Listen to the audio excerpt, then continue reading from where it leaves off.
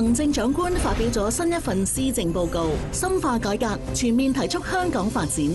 我會通過產業發展同革新，創造更多優質就業機會。傳統同新興產業同時推進，開拓更多新市場，鞏固香港國際中心地位。我會拆牆鬆綁，加快發展北部都會區。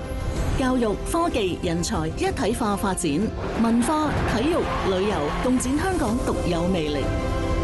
我會加大力度改善民生，增加房屋供應，豐富置業階梯，改善公營醫療服務，加強基層醫療，扶老助弱，大力培育本地人才，為青年人創造更廣闊嘅發展空間。